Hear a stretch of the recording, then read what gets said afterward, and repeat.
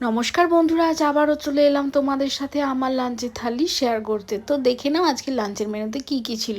তো প্রথমে গরম গরম ভাতের সাথে রাখলাম লেবু, লঙ্কা আর সাথে পেঁয়াজ। আর রাখলাম দেখো লাল শাকের তরকারি, যেটা বানিয়েছিলাম ছোট ছোট চিংড়ি মাছ দিয়ে লাল শাকের ঝাল, সাথে পোস্ত আর সর্ষে দিয়ে বানিয়েছিলাম। আর সাথে ছিল চিকেনের একদম পাতলা ঝোল, কোনো বেশি মশলা দিয়ে না, একদমই পাতলা ঝোলটাই এখন বেশি ভালো লাগছে খেতে।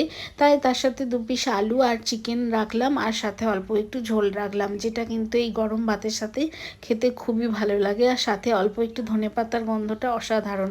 আর সাথে ছিল দেখো পায়েস বানিয়েছিলাম, যেটা খেজুর গুড়ের পায়েস, যেটা পাটালি হয়, সেই পাটালিটা নিয়ে এসেছিলাম গ্রামের বাড়ি থেকে। তো আর সাথে রাখলাম দেখো বাড়ির তৈরি আমের আচার।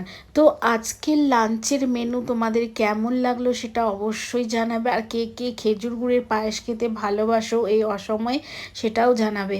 আর যদি আজকের লাঞ্চের থালির ভিডিও তোমাদের ভালো লেগে থাকে, অবশ্যই আমার চ্যানেলটাকে লাইক আর সাবস্ক্রাইব করে আমার চ্যানেলের পাশে থেকো। দেখা হবে তোমাদের সাথে নেক্সট কোনো ভিডিওতে। ততক্ষণের জন্য টাটা, বাই বাই।